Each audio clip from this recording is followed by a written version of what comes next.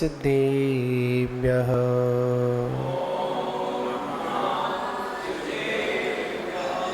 गुणमीदूरे सव्यसिद्धे झाणुत्तम कब दीह दीह संसारे। दस दस दो दोणा जिड़े दस दो अणुपीहणम बुक्षी। नमो अरिहंताणम नमो सिद्धाणम नमो आयर्याणम नमो वज्रायाणम नमो लोये सवसाहुणम। अनंतानंत सिद्धे प्रविष्टि भगवान की, प्रथम तीर्थंकर आदिनाथ भगवान की, शांतिनाथ भगवान की, महावीर भगवान की, परम पूज्य आचार्य श्री कुंद कुंद देव स्वामी की, परम पूज्य आचार्य श्री आदिसागर महावीर कीर्ति विमल सागर जी गुरु महाराज की, परम पूज्य तपस्वी सम्राट आचार्य गुरुदेव सन्मते सागर जी गुरु महाराज की, परम पूज्य परंपराचार्य श्री 108 सौभाग्य सागर जी गुरु महाराज की, अहिंसामय विश्व धर्म की।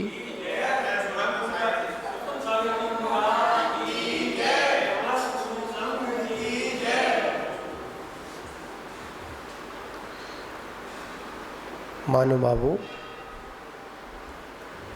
हम सभी लोग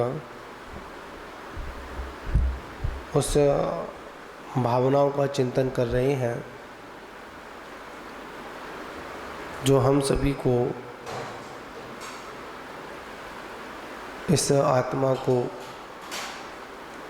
जागृत करने का काम कर रही है। क्योंकि महान पुरुषों का जो भी कहने का कथन रहा, जो भी अभिप्राय रहा, उसके पीछे मात्र एक ही उद्देश्य रहा, कैसे भी हो इस जीव का क्या होना चाहिए, कल्याण होना चाहिए। इधर उधर ये घूम रहा है, कैसे भी हो इसकी यह घूमना खत्म हो और यह उस पद को प्राप्त करे जिस पद को प्राप्त करने के लिए इस आत्मा ने निगोद आदि पर्यायों से निकलते समय भावना वही थी। अधिकांश शुरुआत करना तो सरल होता है, जो उत्साह शुरुआत के समय होता है वही उत्साह अगर उसके समापन पर अगर हो तो कार्य की सफलता का प्रतीक होता है। और अगर उत्साह अंत में अगर बिगड़ गया तो शुरुआत करने से कुछ भी नहीं होता है। आचार्य परवर हम सभी को संबोधन कर रहे हैं। नित्य निगूढ़ से जब निकले थे तब भी अकेले ही थे, और जब मोक्ष को प्राप्त करोगे तब भी अकेले ही हो। और इस निगोद और मोक्ष के बीच की जितनी भी जो यात्राएं हैं उनको जो करोगे तब भी अकेले ही रहोगे। क्योंकि ये अकेलापन संसारी व्यक्तियों को कभी खरता भी है। कौन सा पन? अकेलापन। पर जो मोक्षार्थी होते हैं, मुमुक्षु होते हैं, उनको ये अकेलापन बहुत ही आनंददायक होता है, उनको खरता नहीं है।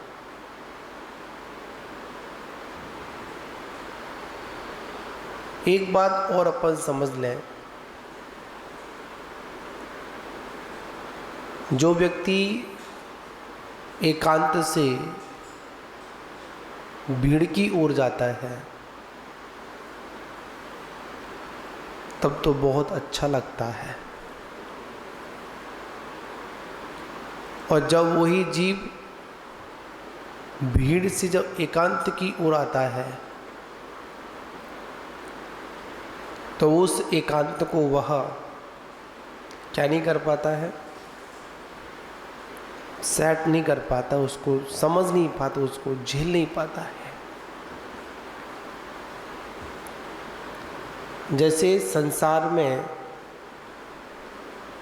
हम सभी लोग सभी के साथ रहते हैं, और साथ रहते रहते एकदम कोई हमारे बीच से चला जाए, और एक ही नहीं सभी लोग धीमे धीमे चले जाएं, और फिर हम वहाँ पर सिर्फ अकेले रह जाएं, तो हम लोग क्या बोलते हैं, अरे सभी लोग चले गए, अब मैं कैसे रहूँगा, किनके बिना, उन सब के बिना। यह संसारी जीव की दशा है। संसार में रहने वाला जीव सभी के साथ चलना पसंद करता है, सभी के साथ में रहना पसंद करता है, और जो संसार से पार होने वाले जीव है वो सभी के साथ में ना रहकर अकेले ही आत्म साधना करना पसंद करते हैं। इसलिए आचार्य भगवंतों ने कहा,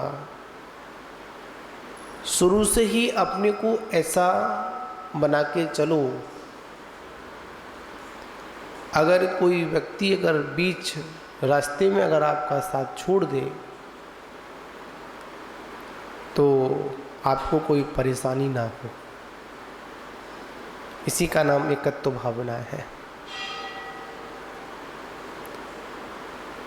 राहगीर जब राह में जीव चलेगा तो अनेक लोग उसको मिलेंगे, अनेक लोग उनके साथ में अपने संबंधों को स्थापित करेंगे, पर याद रखना वो कब तुम्हारे सामने से ओझल हो जाएंगे वो तुमको पता भी नहीं चलेगा। इसलिए हमेशा अपने को कैसा करके चलना है, शुरू से उसी ढंग से उसी हिसाब से अपने को ढाल कर चलना है। पूर्व में हमने गाथाओं के माध्यम से पढ़ा, यह जीव अकेला ही कर्म करता है, अकेला ही भोगता है, और अकेला ही इस दीर्घ संसार में परिभ्रमण करता है, अकेला ही पुण्य करता है, अकेला ही पाप करता है। भोगने वाले बहुत आ जाते हैं। याद रखना कि जीवन में जब सफलताएं मिलती हैं तो बहुत प्रशंसक मिल जाते हैं। क्या समझे? जीवन में जब सफलताएं मिलती हैं तो बहुत प्रशंसक मिल जाते हैं, बहुत प्रशंसा करने वाले मिल जाते हैं। अब जब जीवन में कर्म जब करवट बदलता है तो कोई हमको संभालने वाला भी नहीं मिलता है। इसको कहते हैं एकत्व भावना। जिनके लिए जोड़ जोड़ कर पूरा जीवन निकाल दिया, अंत में देखा जाए जिनके लिए जोड़ा था आखिर में उन्होंने हमारे लिए क्या किया? तो एक ही बात निकल कर आती है, उन्होंने हमारे लिए कुछ भी नहीं किया। क्यों नहीं किया? हम तो समझ रहे थे ना वो हमारे लिए करेगा।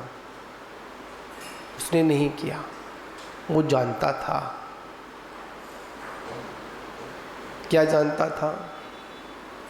ये संसार की नीति है, संसार का नियम है। सभी लोग साथ देने की बात तो करते हैं, पर कोई साथी परमानेंट नहीं होता है। इसी को आचार्य भगवतों ने एकत्व भावना कहा। मात्र उसमें विषयों का निमित्त मिल जाता है तो ये जीव अकेला ही अकेला ही यह जीव पाप बंद कर लेता है, और जब इसको धर्म का निमित्त मिल जाता है तो क्या कर लेता है? यही जीव पुण्य कर्म कर लेता है। जैसे हम लोगों ने पढ़ा था पात्र दानेड़, जैसा पात्र मिला वैसे ही फल की प्राप्ति हुई। यहां पर समझना है, एक नीम का पेड़ होता है, सभी ने देखा है। नीम का स्वभाव क्या होता है? कड़वा। और पानी का स्वभाव कड़वा तो नहीं होता, पर जैसे ही वो नीम के पानी का सानिध्य करता है या उसके संपर्क में आता है तो वही पानी कैसा हो जाता है? कड़वा हो जाता है। जब वही पानी कौंदों में मिल जाकर मिलता है तो वही पानी मदरा बन जाता है। पानी वही है,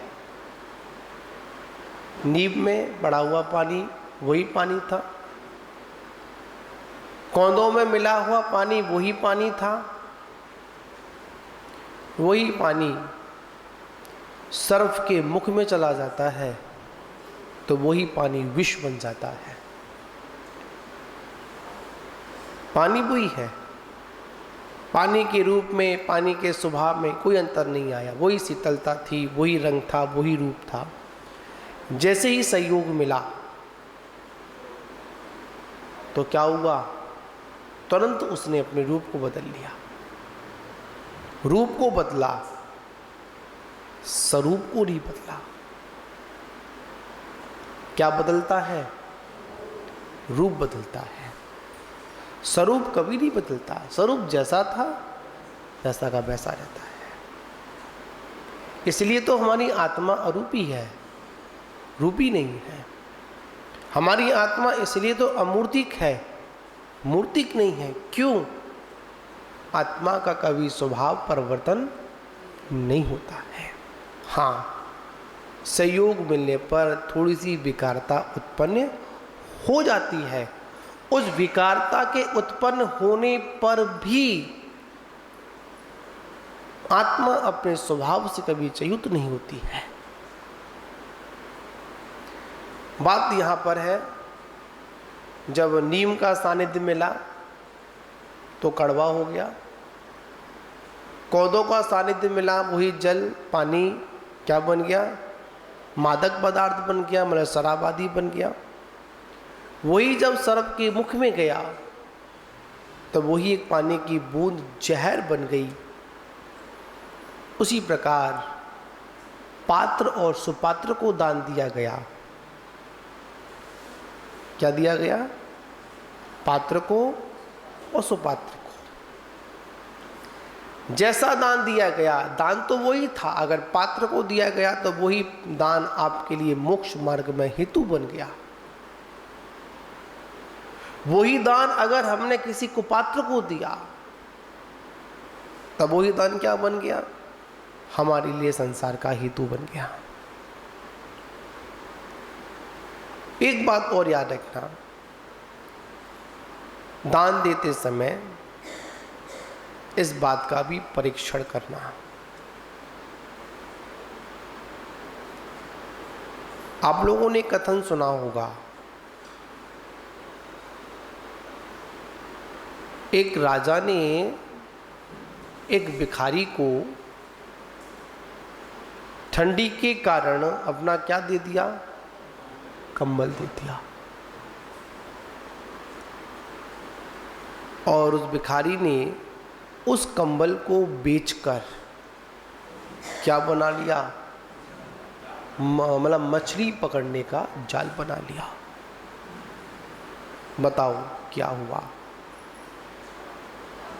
दान तो ठीक था, दान देने का उद्देश्य भी ठीक था, अभिप्राय भी ठीक था, पर जिसने दान लिया, जिसको दान दिया, उसका अभिप्राय गलत था। वो तो उस जाल से अपने व्यापार में वृद्धि को प्राप्त हो गया। समझे ना आप लोग? कहाँ प्राप्त हो गया? वृद्धि को प्राप्त हो गया। पर वो राजा वो दान के प्रभाव से पतन की ओर प्रारंभ हो गया।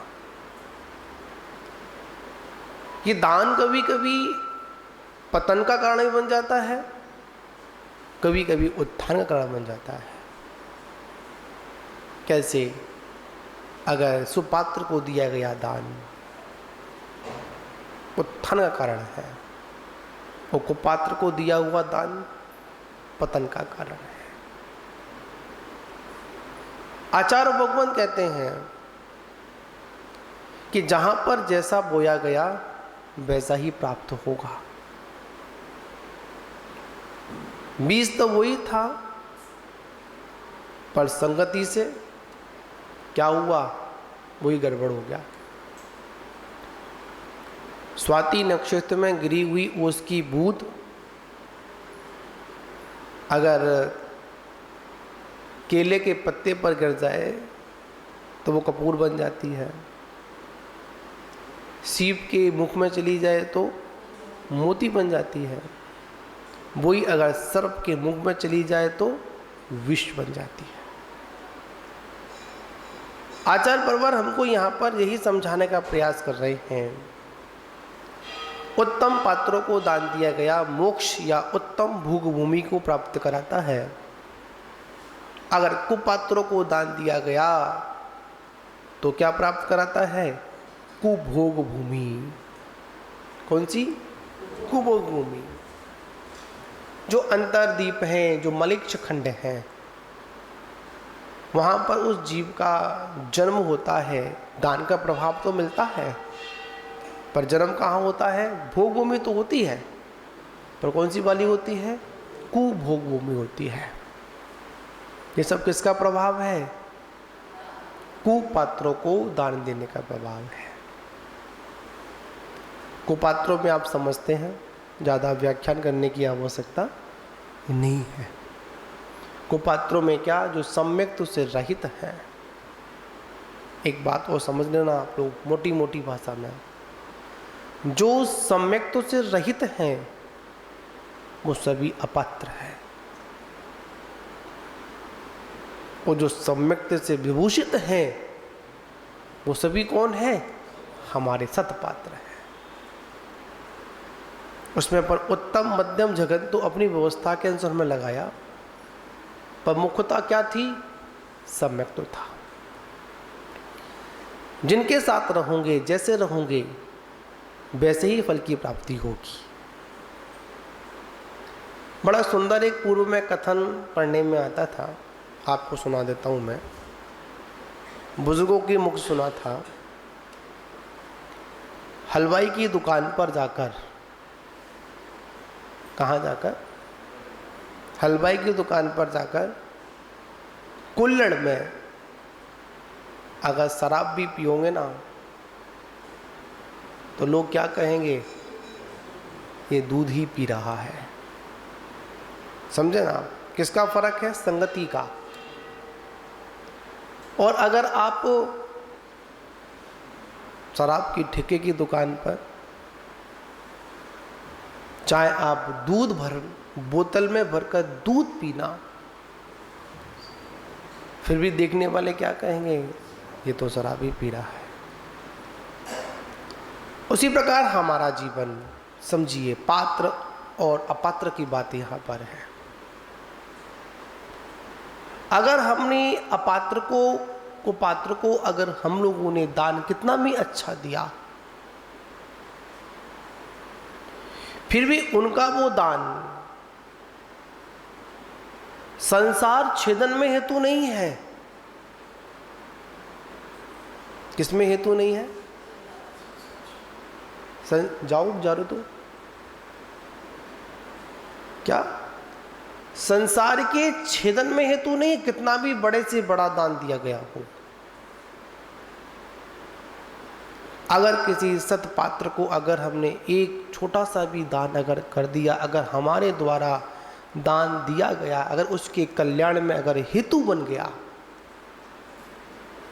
तो वो हमारा दान देना सार्थक हो गया। जैसे आपने हमको ये पेन दिया ना, एक दानी है, अगर हमने इससे ग्रंथ लिख दिए तो आपको भी उसका फल मिलेगा।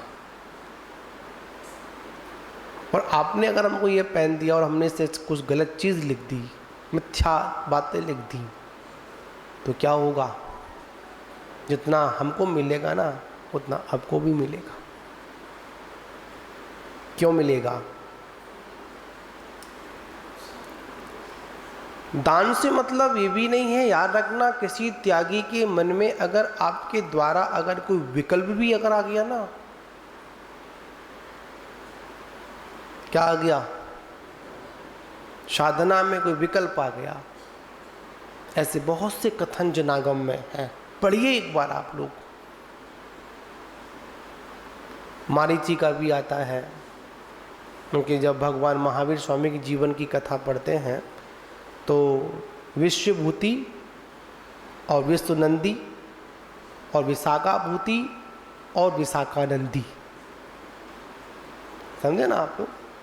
ये भगवान महावीर के शायद 16वें बल्कि मतलब त्रिपष्ट के भव से पूर्व की बात है, समझे ना आप लोग? मथुरा का भी आता है, कंस का भी आता है, उनके पिता का भी आता है, बंदी बना दिया था। आप लोगों ने कथा पढ़ी होंगी जनागम में, अगर अध्ययन करते होंगे। मुनराज का नगर में आगमन हुआ। क्या हुआ? नगर में आगमन हुआ। और जब आगमन हुआ तो राजा ने आदेश दे दिया। क्या आदेश दिया? कोई भी मुनराज का पड़गाहन नहीं करेगा। महाराज भी मासो उपवासी थे, तपस्वी थे। जो तपस्वी थे तो पूरे राज्य में जब राजा का आदेश है तो राजा का आदेश कौन पालन नहीं करेगा? सबको करना पड़ेगा। राजी नहीं, गैराजी करना पड़ेगा। भाई राजा तो राजा ही होता है। उस दिन राजा भी किसी काम से बाहर चला गया और मुनराज का नगर में आगमन हुआ। पूरे मथुरा नगर में घूमे, राज आज्ञा के वशीभूत होकर किसी ने मुनराज का पड़गाहन नहीं किया। समझे ना आप लोग? आपको विकल्प बता रहा हूं, विकल्प कैसे पैदा होते हैं। और जैसे ही किसी ने पड़गाहन नहीं किया तो भाई मासूमबाज शरीर भी शिथिल था, तो कहीं से ठोकर लग गई, किसी कोई कारण बना गिर गए। तो किसी श्रावक ने बोल दिया, प्रजा ने कह दिया, अरे राजा कितना अन्यायी है। कैसा है? राजा कितना बड़ा अन्यायी है, ना स्वयं आहार दान देता है और ना किसी को देने देता है। झट मुनराज के कान में वो बात आ गई ना, तो क्या हुआ? तुरंत उस मुनराज ने निदान कर लिया, ऐसा राजा है। देखो कर्म किसी को नहीं छोड़ते हैं, क्या समझे? कर्म किसी को नहीं छोड़ते हैं। ये कर्मों का सहयोग कुछ ऐसा है, कसायों की व्यवस्था कुछ ऐसी ही है। संभालते हुए भी नहीं संभल पाए तो क्या हुआ? बदले की भावना आ गई। क्या आ गई? बदले की भावना आ गई। तो क्या हुआ? वो तो कंस बना और राजा उसका पिता बना। तो क्या कर, तुरंत बंदी बना दिया। कथन है नहीं ऐसा? ऐसी बहुत कथन है। जब विशाखा ने विश्व नंदी का जीव पर्याय में थे, भगवान महावीर का जीव मुनि बन गए, तो विशाखा नंदी उनका चचेरा भाई था। तो उन्होंने उसका वन लेने की व्यवस्था बनाई, उन्होंने उनको कर लिया। तो बाद में विरक्ति हुई, विरक्ति होने के बाद उन्होंने मुनि बने, और मुनि बनने के बाद वही विशाखा नंदी उसी नगर में, तो पता है क्या हुआ? मुनराज आ रहे थे, गिर गए, और जब गिर गए तो वहाँ पर भी उनके ऊपर व्यंग कर दिया। अरे कहाँ गया आपका वो पौरुष, कहाँ गया बल? एक आपके शरीर में वो बल था, क्या बल था कि आप ने मेरे वन को, मतलब मुझसे युद्ध किया। कहाँ है आपकी शक्ति? वहाँ पर निदान मोहन किया, त्रिपृष्ठ नारायण बनी। और वही जीव दूसरा वाला विशाखा नंदी, वही अश्रुग्रहिक नाम का प्रतनारायण बना। ऐसे कथन बहुत हैं आगम में। प्रथमान योग पढ़िए। सबसे बड़ा अगर कोई पात्रों को अगर दान देने का विषय अगर है तो वो क्या है? हमारे निमित्त से किसी भी त्यागी के मन में कोई भी विकल्प नहीं आना चाहिए। यही सबसे बड़ी आपकी साधना है कराना। हम तो आहार दान बहुत दे दिया, शास्त्र दान बहुत दे दिया, है ना, औषध दान भी दे दिया, अभय दान भी दे दिया। पर आचार्य कहते हैं उन तपस्वियों को इससे बड़ा अगर कोई दान अगर इस पंचम काल में अगर है तो वो क्या है? हमारे द्वारा किसी तपस्वी की साधना में कोई विघ्न और कोई विकल्प खड़ा ना हो। एक वो उपसर्ग होता है जो होने के बाद कुछ समय के बाद शांत हो जाता है, और एक उपसर्ग अंतरंग का ऐसा होता है कि कोई अगर बात अगर लग गई तो क्या होगा? गड़बड़ हो जाएगी। एक मैंने किसी ने मुझे वीडियो सुनाई थी, बड़ी सुंदर थी, मार्मिक थी, तत्व की बात को समझते हैं। अगर किसी साधु के मन में इस पंचम काल में ये विकल्प अगर आ गया, अरे यार गलती हो गई, पत्रकार जी बड़ी मार्मिक गूढ़ बात आपसे कहूँगा आज मैं। किसी त्यागी के मन में दीक्षा लेने के बाद, वैसे तो उसका चारित्र मोहिनी कर्म का उदय, फिर भी किसी कारणवश अगर मन में ये विकल्प आ गया, अरे यार गलती हो गई, क्यों दीक्षा नहीं लेना चाहिए था, इससे अच्छे तो कहाँ थे? अपने ग्रस्त में थे। बताओ, समाज, श्रावकगण, श्रेष्ठीगण, दानवीर उसकी साधना में सहयोगी बने या विरोधी बने। अभी कुछ दिन पहले कुछ लोग दर्शन करने के लिए आए थे, और जब दर्शन करने के लिए आए थे उन्होंने निवेदन किया कि महाराज हम क्या करें, कोई एक नवकार समाज का गठन हुआ है दिल्ली के अंदर, वो दर्शन करने आए थे। उन्होंने कहा कि महाराज आशीर्वाद दो, निर्देश दो, हम क्या करें। मतलब लोग जब कोई बनाते हैं तो जब कोई भी संस्था बनती है तो उसका उद्देश्य बनते समय तो ठीक ठाक होता है, ठीक ही होता है, और जब चलना प्रारंभ हो जाती है तो वही संस्था अपने उद्देश्य से कभी कभी भटकी हुई नजर आती है। पूर्णता तो नहीं कह सकते हैं अपन, पर कभी कभी भटक भी जाती है। शुरुआत अच्छी होती है और अंत जैसा होता है वो तो उस पर निर्भर करता है कार्यशैली पर। उन्होंने कहा कि हमारा आशीर्वाद दो। उस समय आचार्य जी का मौन था और फिर मेरे को ही बोलना पड़ता है, तो मैंने उनसे कहा कि देखो भाई, आप कुछ करो या मत करो, एक काम अवश्य करो। जो आज इस युग में जितने भी जो साधु, निर्गंत साधु हैं, जिनका उद्देश्य मात्र साधना करना ही है,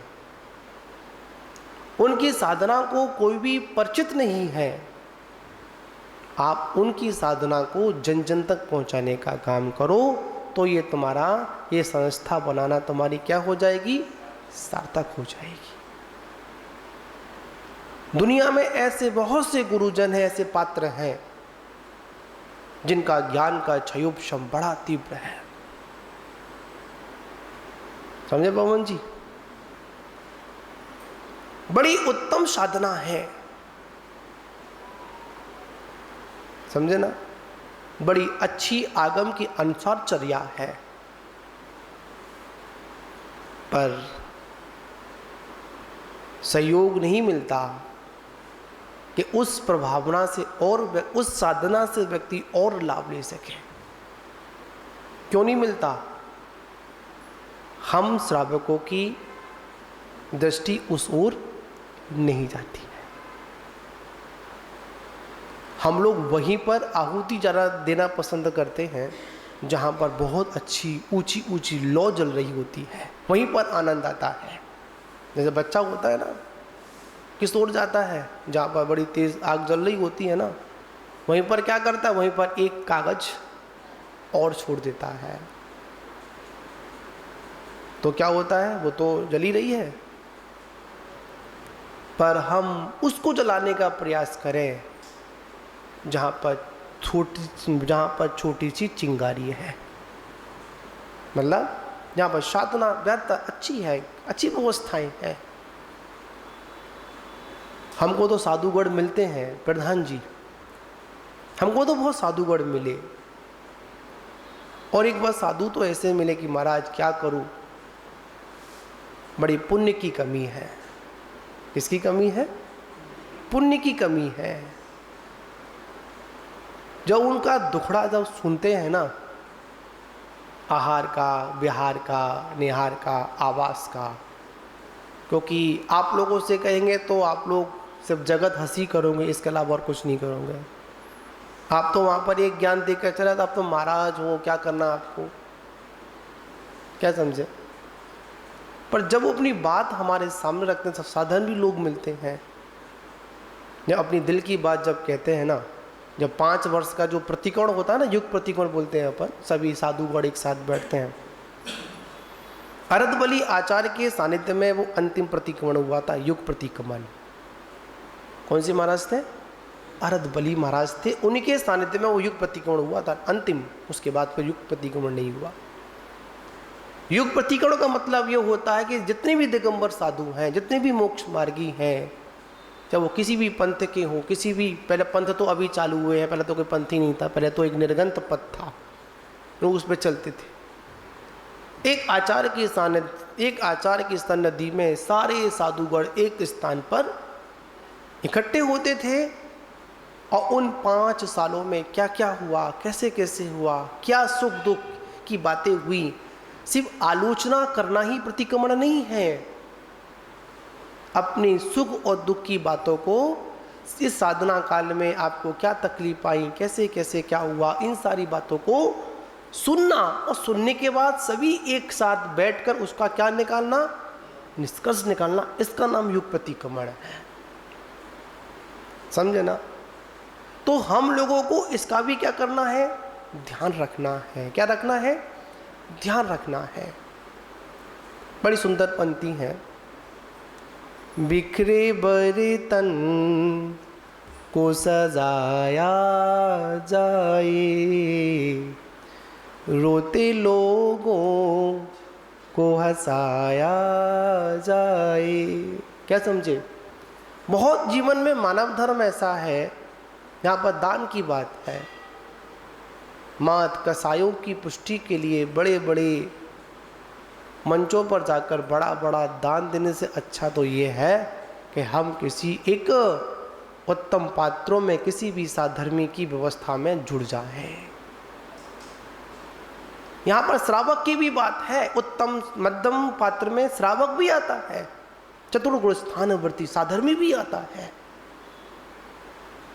यहाँ तो हम भगवान को बड़े भव्यता के साथ अभिषेक कराते हैं, निलाते हैं, पूजा करते हैं, पाठ करते हैं।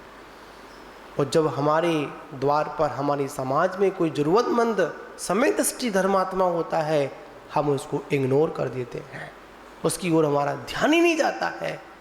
अगर उसका सहयोग भी अगर करते हैं तो उसके जीवन का पूरा पोस्टमार्टम भी कर देते हैं। इज्जत का सब कुछ खत्म, इसकी पूछना, यहाँ पूछना, ऐसा करना, बहुत सारी व्यवस्थाएं जुड़ी होती हैं। एक त्रिवेणा ग्रंथ समय हो रहा है, आचार्य जी को बोलना है, तो एक बात कहकर विराम लूंगा मैं। एक त्रिवेणा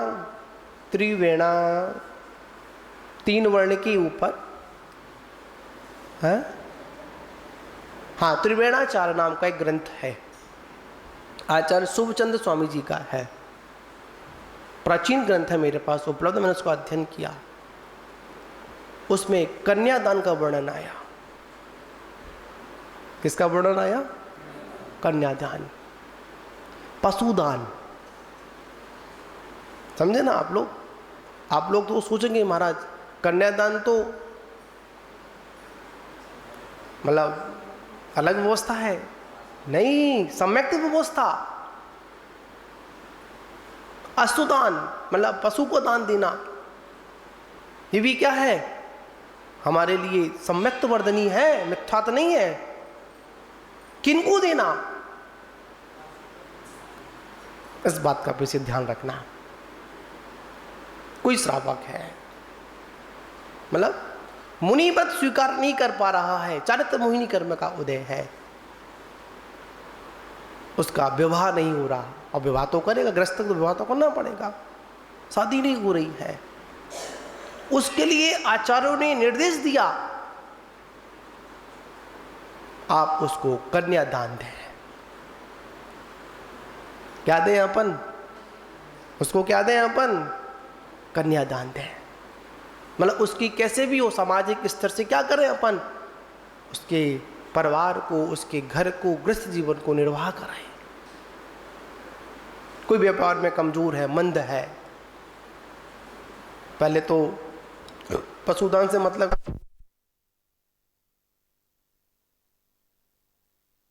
गाय देना, बैल देना, अनेक हिसाब देना, ये भी व्यवस्था हमारी है। पर क्या करें हम लोगों ने? क्या कर दिया? उसको वॉर्ड कर दिया, उसको हम समझना ही नहीं चाहते हैं। क्यों? ये हमारी, ठीक है ना? यहाँ पर पात्रों की दान में उत्तम पात्र, मध्यम पात्र और जघन्य पात्र। जघन्य पात्र में कौन आता है? हमारे चतुर्भुजवर्ती सम्यक ऋषि।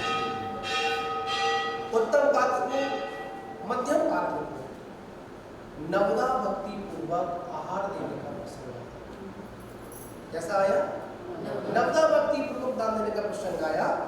और कुछ लोगों ने नवदा भक्ति में कमी भी कर दी थी। कहीं कोई मिलने को आता नहीं, कहीं पड़गार नहीं हो रहा, कहीं पूजन नहीं हो रही, कहीं पर पाप संग नहीं हो रहा। अनेक लोगों की अपने मत मतांतर में पालन होगा। और आचार भगवत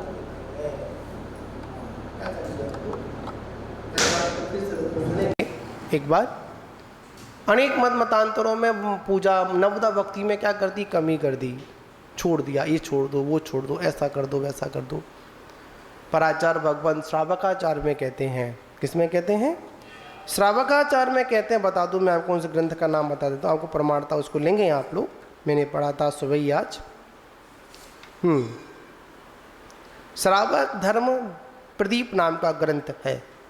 कौन है?